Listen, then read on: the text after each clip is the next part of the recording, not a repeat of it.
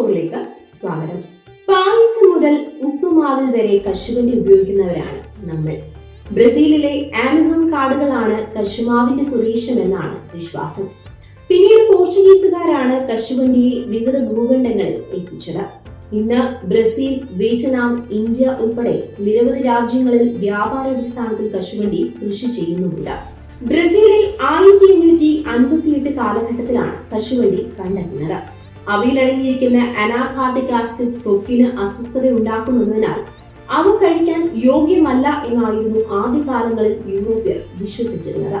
ഇവർ റോസ്റ്റ് ചെയ്യാൻ പഠിച്ചതോടെയാണ് കശുവണ്ടിയുടെ രുചി അവർ അറിയുന്നതും കശുവണ്ടിക്ക് യൂറോപ്പിൽ കൂടുതൽ പ്രചാരം ലഭിക്കുന്നതും. പോർച്ചുഗീസ് ഭാഷയിൽ കശുമാവിന് കാജു എന്നാണ് പറയുന്നത്. പരിപ്പെന്നതിന് ചുബീൻ വാക്കായ അക്കാജുവിൽ നിന്നാണ് പോർച്ചുഗീസ് ഈ വാക്ക് സ്വീകരിച്ചത്. കാജു എന്ന വാക്കിൽ നിന്നാണ് ഇംഗ്ലീഷിൽ കാഷ്യൂ രൂപപ്പെട്ടത്. ധാരാളം പോഷക ഗുണങ്ങൾ അടങ്ങിയവയാണ് കശുവണ്ടി. പ്രോട്ടീൻ, ധാതുക്കളായ copper, calcium, magnesium, iron, phosphorus, potassium, zinc എന്നിവയുടെ കലവറ. കൂടാതെ vitamin C, vitamin B2, vitamin B3, vitamin B6, folate, vitamin E, vitamin K എന്നിവ കശുവണ്ടിയിൽ ധാരാളമുണ്ട്. കൂടാതെ ഒമേഗ 9 ഫാറ്റി ആസിഡായ ഒലൈക് ആസിഡ് വളരെയധികം അടങ്ങിയിട്ടുമുണ്ട്. 1560കളിൽ ഗോവയിൽ പോർച്ചുഗീസ് മിഷണറിമാർ കൊണ്ടുവന്ന കശുവണ്ടി പിന്നീട് ഇന്ത്യക്കാരുടെ ഇഷ്ടവിഭവമായി. പിന്നീട് തെക്ക് കിഴക്കൻ ഏഷ്യയിലേക്കും പിന്നീട് ആഫ്രിക്കയിലേക്കും ഇത് സഞ്ചരിച്ചു. രാജ്യങ്ങൾ തമ്മിൽ കയറ്റുമതി, ഇറക്കുമതി സജീവമായതോടെ ലോകത്തിന് മുഴുവൻ പ്രിയപ്പെട്ടതായി മാറി. ഗോവയിൽ കശുമാങ്ങ ജ്യൂസിൽ നിന്ന് പ്രത്യേകമായി തയ്യാറാക്കുന്ന മദ്യമാണ് ഫെനി.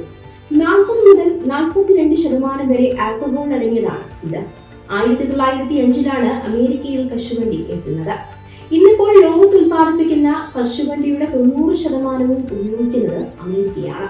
കശുവണ്ടിയുടെ പുറന്തോട് മറ്റു പല ആവശ്യങ്ങൾക്കുമായി ഉപയോഗിക്കുന്നുമുണ്ട്. പെയിന്റ്, ലൂബ്രിക്കൻസ് എന്നിവ തയ്യാറാക്കാൻ ഇത് ഉപയോഗിക്കുന്ന രീതി 2ാം ലോക മഹായുദ്ധകാലം മുതൽ ആരംഭിച്ചിരുന്നു.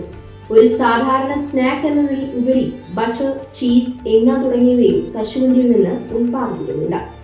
വീഡിയോ ഇഷ്ടപ്പെട്ടാൽ ലൈക്ക് ചെയ്യുക, ഷെയർ ചെയ്യുക. നമ്മുടെ നാട്ടിലെ നമ്മുടെ വാർത്തകൾ അറിയാൻ BN24 സബ്സ്ക്രൈബ് ചെയ്യുക.